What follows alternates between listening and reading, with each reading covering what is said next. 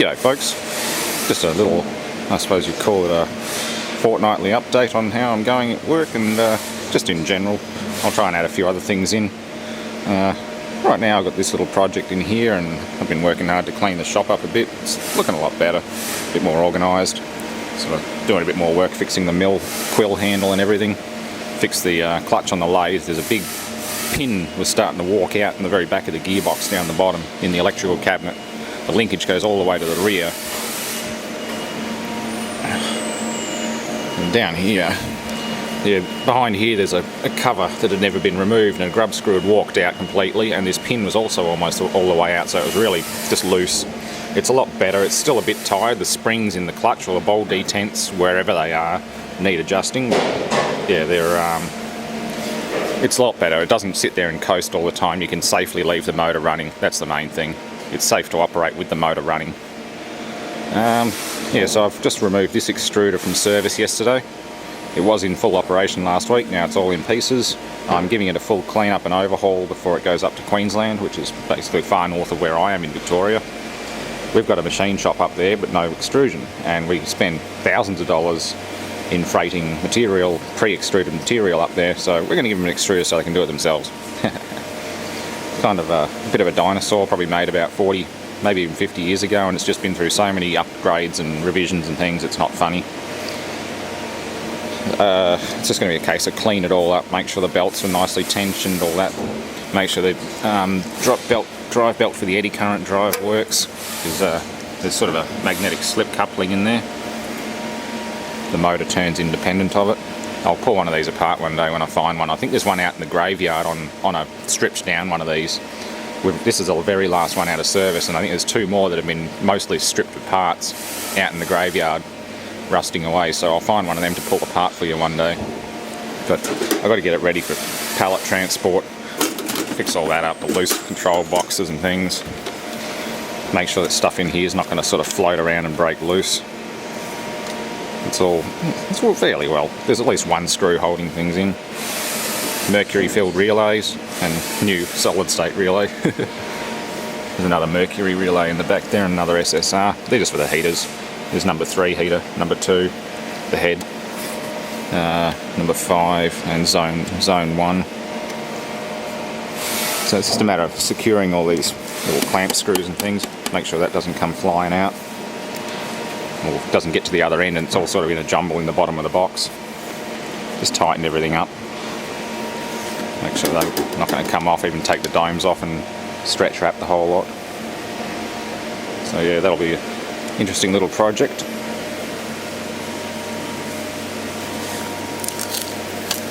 Yeah, there's the screw. Basically what's happening is there's excess clearance between the screw and this bushing, and there's granules coming out here, and they just slowly pour onto here and overflow onto the floor and make a mess. You can see they're everywhere. So I'm going to separate that and that. I'm basically going to take the whole lot apart and probably machine and press in a bronze bush just so that it fits. Unless the screw is socketed too far back, in which case I could probably just put a spacer on it. It might not be the right screw. That's another issue. So yeah, that's how that works. The nozzle material comes out and then the die gets clamped onto here. Got thermocouples, head and all the zones, 3, 2 and 1. Temperatures for each zone. That one basically, I don't think that gets used anymore. In zone 3, 2, oh no, yeah, that does get used. No, that's zone 1. That one's discontinued. But yeah, I've got to power this up, get it hot, and then drive the screw out. After taking this head assembly off, push the screw out, and then strip this block off the base. There'll be some big bolts underneath. It's a pretty simple machine to work on. So yeah, I was originally going to replace the entire cabinet, but he said, no, waste of time. This one will do. I'll go up and set it up and make sure everything's fine. So hey, if the boss is happy with that, it saves me a couple of days.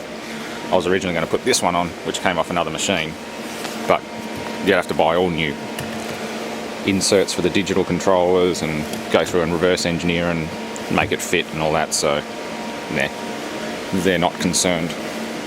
I'm not concerned. So yeah,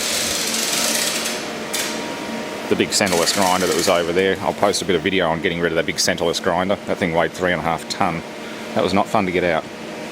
But yeah, I've got infinite workspace over there to move this woodworking bench up against the wall and turn into a sort of the electricals and general extruder repairs area, and this will be general maintenance and fabrication, so 2 separate departments.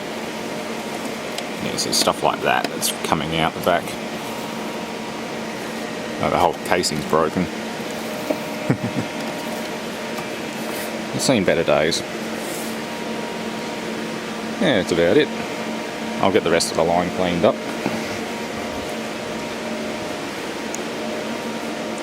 Output stand's nice.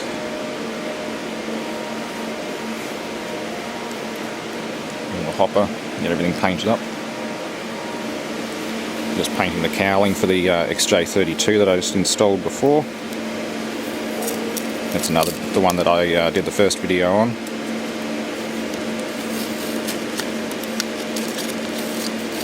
Give it a coat of engine block black. Looks nice, like new.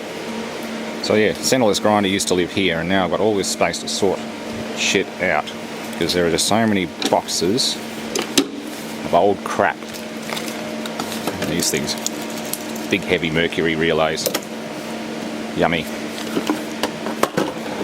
A lot of this stuff is broken. The old operator used to treat the place like a hobbyist would, and just kept anything that, even if it was faulty, they'd pretty much keep it. So I'm going through and I'm finding contactors with randomly doesn't latch written on them, straight in the bin. A lot of this stuff has to go in the bin. It really does. There's just bits and pieces like that. Why is that in here? That's a bearing race that's come apart. Why is that here? Fun, fun, fun. There's a dead Eurotherm DC drive and motor to play with later. That'll be fun. And some of the good bits that I'm sorting out. There. It's a mess. Anyway, so there's another example. May or may not work. Some of these may have come out of the retired units out the very back in the graveyard. And are probably okay. But yeah. Anyway, thanks for watching. There we go, that looks better. That's the finishing touch I wanted.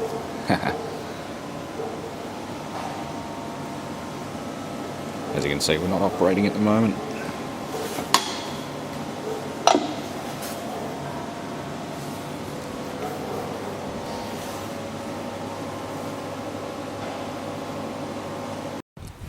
This is essentially what we were looking at before, just in a much sorrier state. As you can see, that's where the barrel comes off, and the screw fits in there in that slot. Pretty simple.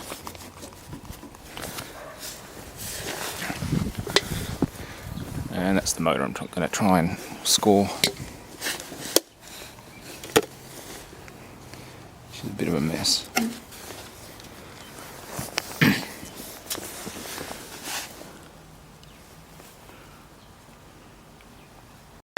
Well, lunch is almost over, but I've given it a kick in the guts and getting it warmed up so I can remove this screw assembly. They're all up. Little creaky noises they make when they warm up. Motor's at idle. Ooh. The centre bearing in there's bad. That didn't sound nice. There's an idler bearing in the middle there, and it makes angry noises from time to time. And that's the drive, if you're wondering how they're driven. They're an eddy current coupling. Best analogy I heard was sort of like a electromagnetic dynamotor. The bearing does not sound happy. I hope it doesn't seize up and grab, because if that starts spinning while it's cold, it'll break the end off the screw. And it'll probably be time to retire this one, but we want to get more use out of it. Well, the screw's out and in pretty rough shape, but the bore wear in this thing is phenomenal. I'll get some better photos when I get this apart. It's still quite hot, but it's ovalised and there's a huge step worn in it. Can't say I've seen anything that bad before.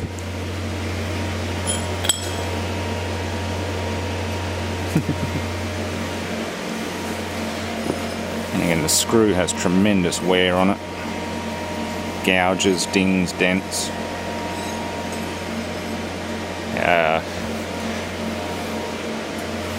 I'll probably end up boring this section back and pressing a sleeve into it. That'll at least stabilise the back end of the screw. The front can do whatever it wants. Okay, so now that everything's cooled down enough to play with, you can see there's a lot of play in the screw. It's supposed to be about there. As you can see, there's light all the way down.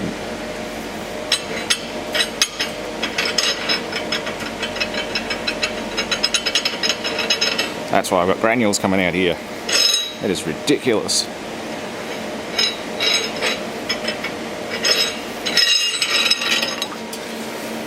So what I'm going to have to do, take this off, take the heater bands off, chuck this in the big lathe, or in that one there, and bore down about that far, about an inch down, and just put a sleeve in it. About the best I can do. Maybe just quickly tack him in, TIG him in. Yeah, I'll TIG weld it to this threaded flange.